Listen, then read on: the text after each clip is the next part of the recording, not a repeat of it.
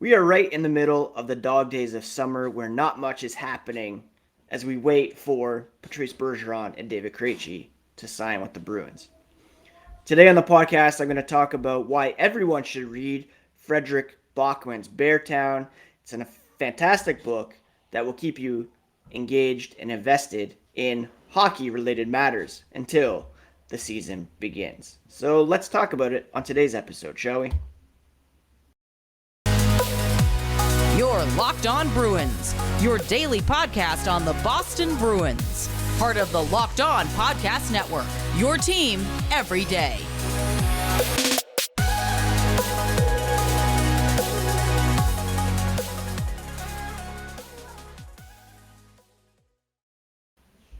What is up, Bruins fans, and welcome back to the Locked On Boston Bruins podcast. I'm your host, Ian McLaren, and this is a daily show where we discuss all things Spoke to Be, as well as take a look around the NHL. Today is Friday, July 29th, and I want to thank you so much for making Locked On Bruins part of your day every day. The podcast is free and available wherever you get podcasts, including your favorite podcast app, as well as on YouTube. Search up Locked On Boston Bruins, smash that subscribe button, and never miss a thing.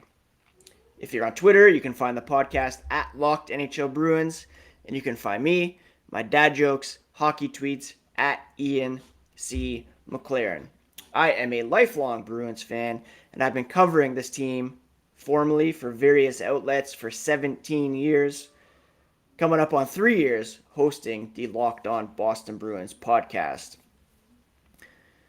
As we wait for the next season to begin, as we wait for decisions to be made by presumably next season's top two centers, how are we filling our time? Well, I suggest checking out the book Beartown by Fredrik Backman and its sequel, Us Against You. I started rereading these books in anticipation of the third book of the series coming up in September.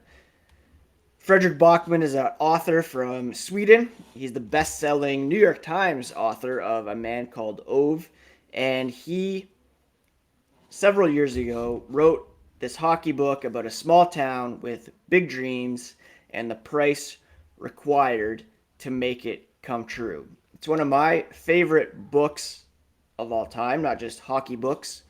And the sequel is just as compelling. A couple years ago, I wrote some thoughts on Beartown, and I thought that I would share them here on the podcast today. It's extremely relevant these days as we witness Hockey Canada, the sexual assault allegations, the testimony in front of members of parliament up here in Canada, a former player for the Vancouver Canucks being found not guilty of sexual assault. What does that mean? Beartown really discusses a lot of these topics in a beautiful way. And I want to start with a quote from Backman's Beartown. And it goes like this. Hate can be a deeply stimulating emotion.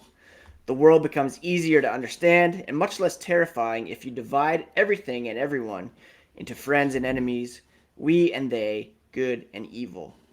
The easiest way to unite a group isn't through love, because love is hard. It makes demands. Hate is simple. The first thing that happens is in a conflict is that we choose a side, because that's easier than trying to hold two thoughts in our heads at the same time. The second thing that happens is that we seek out facts that confirm what we want to believe, comforting facts, ones that permit life to go on as normal. The third is that we dehumanize our enemy. End quote. It's important to note the context. Again, this comes as part of a book where a junior hockey player has sexually assaulted the team manager's 15-year-old daughter. And as the fallout from this horrific act begins to spiral, there's a lot that comes out in terms of hockey fandom and hockey culture in general. It reminded me of something Jeff Merrick said on an old Merrick versus Wyshynski podcast. His basic premise was that sports marketing and culture is set up to create an us versus them mentality. And that's expressed clearly in the use of blank nation or blank army to describe a fan base.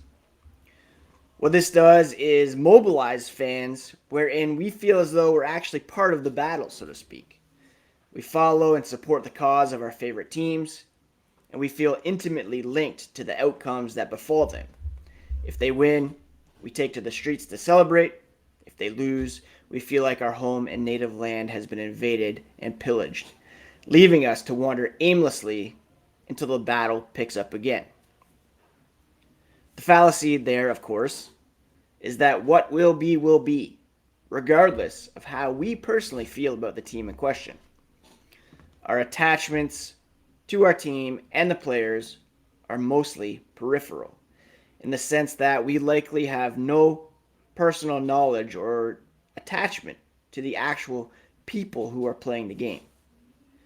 We pay money for tickets, jerseys, streaming packages, investing in war bonds, if you will, but we don't affect the outcome of the games. Maybe Bartman was standing.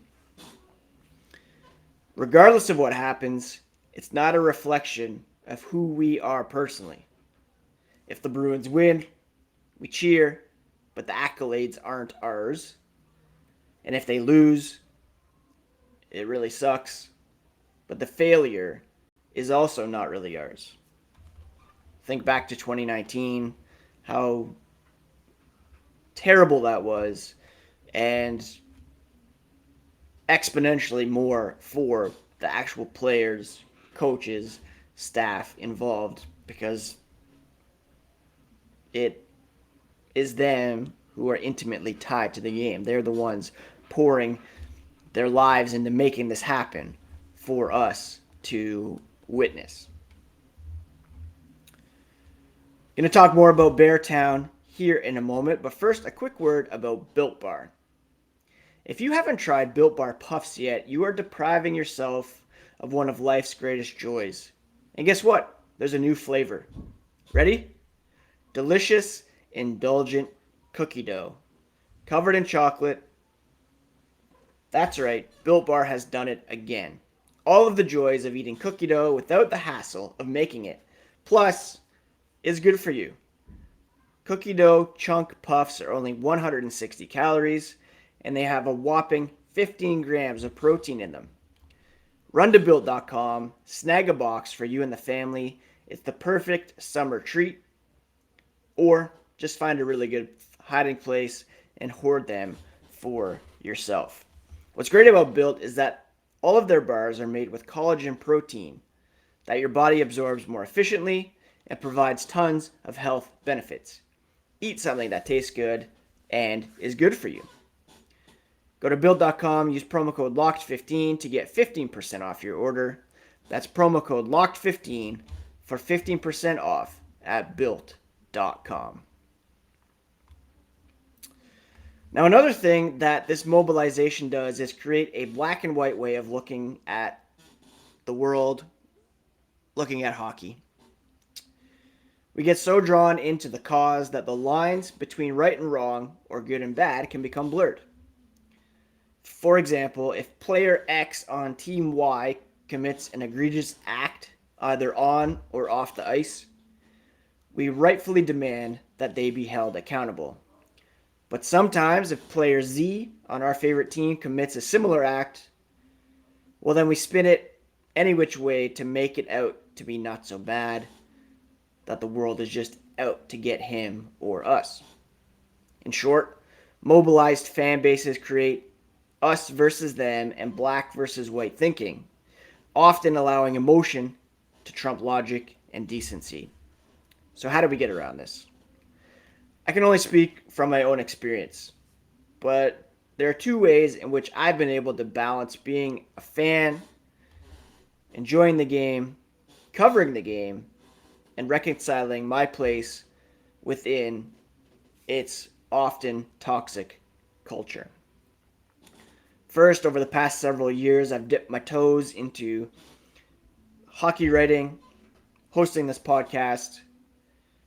While whether or not I'm any good at it is very much up for debate, what I've learned personally through the process is the importance of trying to maintain a level head, to look at situations from all sorts of angles, and to remain as reasonable and logical as possible when watching games and analyzing news. Now, obviously, that's easier said than done, especially for a, cis white dude who's been conditioned to wear a loyal fan hat in all circumstances. Reason be damned. But the reality is that approaching the game from a position of responsibility and with a view to building credibility lends itself to being more honest, more realistic, less attached, less emotionally engaged in the success or failure of the team, way more reluctant to stand players no matter what trouble they get into. An old boss of mine used to say to me, it's not whether or not you disagree, but how.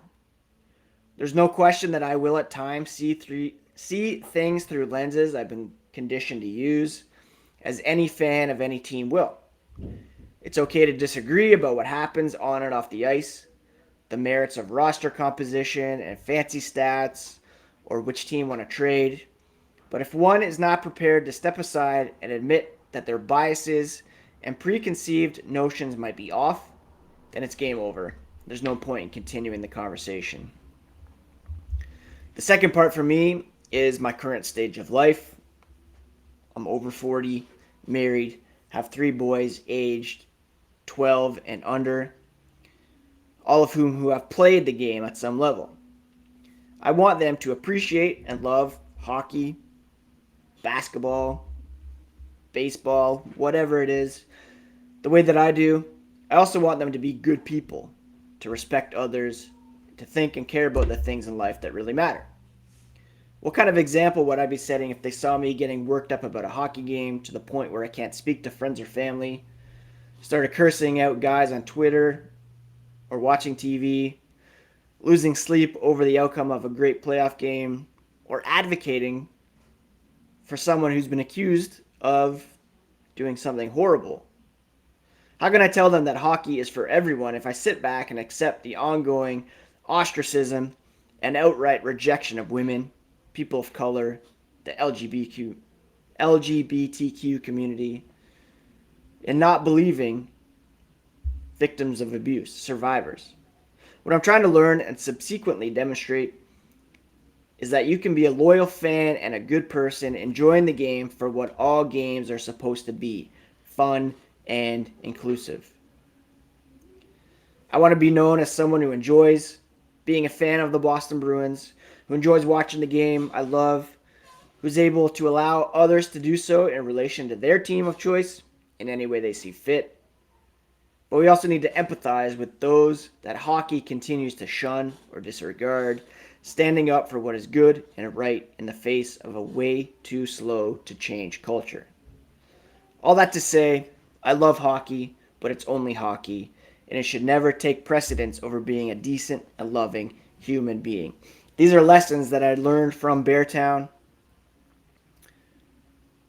and I cannot recommend this book more highly. If you're looking for something to read this summer, if you're looking for something to get you to think about hockey in different ways, and also renew your appreciation for the game, for how great it is, the emotions that it stirs up within us, I cannot recommend that book enough. There's also a series on HBO Europe in Swedish of the first season based on the first book. I hope that they'll do the second and third books. It hasn't been confirmed yet. But yeah, I highly recommend that you check out those books. Even just reading the first couple of chapters, it's reminded me how great these books are, and how invested I am in the game, but how I need to look at it through different lenses sometimes.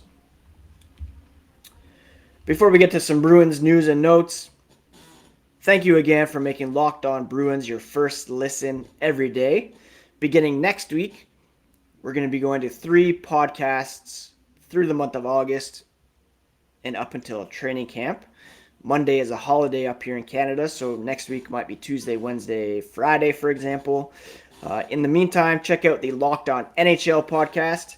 Stay up to date on everything in the hockey world with help from our local experts. Your daily 30-minute NHL podcast. Now, yesterday, the Bruins announced details of the Top Prospects Challenge that they'll take part in Buffalo from September 15th to 19th at the Harbor Center. The Bruins' 7th consecutive appearance at the Prospects Challenge. Bruins rookies will compete against newcomers from the Sabres, Canadiens, Devils, Senators, and Penguins. A round-robin challenge against each team's prospects. The actual prospects who will participate will be released at a later date, but the Bruins will play against the Senators on Friday, September 16th at 3:30. Saturday, September 17th at 3:30 against the Penguins. And then they'll wrap up the 19th, which is a Monday, at 9 a.m. Tickets are $10. They'll go on sale next month. And you can, if you're in the area, go check that out. I'm hoping to be able to pop down perhaps for the Saturday game for the podcast and to be able to talk to some players. That would be pretty cool. The Bruins also announced they're accepting new applicants for the 2023 Diversity and Inclusion Scouting Mentorship Program. It aims to mentor and elevate individuals from underrepresented backgrounds and provide a basis for careers in scouting or the hockey industry. Each participant will be partnered with a mentor in Bruins hockey operations from September this year to May of next year. They'll break down film, participate in monthly virtual study sessions, and it's a great program. Last year's participants included Danielle Marmer, who was hired by the Bruins in July earlier this month as player development and scouting assistant. She worked directly with player development coordinator Adam McQuaid to help develop prospects.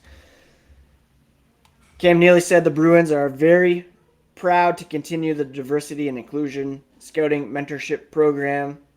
Evan Gould, Jeremy Rogalski, the entire hockey ops group helped make the inaugural year a major success, highlighted by the addition of Danielle to the player development staff. They're excited to welcome a new group of applicants. Kim Davis, NHL Senior Executive Vice President of Social Impact, Growth, and Legislative Affairs, said the Bruins Diversity and Inclusion program is helping to usher a new wave of top talent into hockey's front office. The diversification of our workforce is leading to greater creativity, better decision-making, stronger team performance, and the NHL is proud of the Bruins hockey ops department for their vision and leadership with this groundbreaking initiative. Danielle Marmer, a great addition to the Bruins coaching staff, and she said she's hoping to bring a little more of a video aspect to what the Bruins are doing now, get involved in scouting piece as well, and she credited every person on the Bruins staff for welcoming her, and excited to see what she can do for the Boston Bruins. And the Bruins, many of them still on vacation in Italy at the moment. I saw this morning Torrey Krug, Milan Lucic, David Krejci jumping into some beautiful water. You know, Charlie McAvoy's over there. And Brad Marchand was as well. Jim Montgomery, I should add, very impressed with Brad Marchand after they talked on the phone. Brad Marchand said, "We are ready to be coached. Whatever you demand, we'll do." Montgomery said you don't hear that in your first conversation all the time.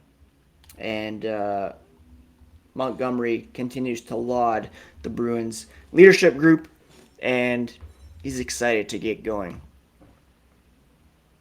As am I. I'm excited for hockey to begin ramping up. August, we'll have the World Juniors to talk about, which will be nice. Hopefully some additional moves, signings, extensions to break down. But again, thank you so much for all your support through the daily portion of the show, 3 days a week through August and into September, up into training camp. And I do appreciate all the support. Thank you for listening to some different thoughts today. And I hope you all have a great weekend coming up. It's a long weekend up here in Canada, like I said. It's going to be nice. Hopefully get outside, enjoy the nice weather. No firm plans at the moment, but it's going to be a fun one nonetheless. Take care of yourselves, my friends. Take care of each other. Summer is fun. Lots going on, but it can also be a tough time for many. And just know that I've got your back, and we're all in this together. So I'll talk to you again soon here on the Locked On Boston Bruins podcast, part of the Locked On Podcast Network, your favorite team every single day.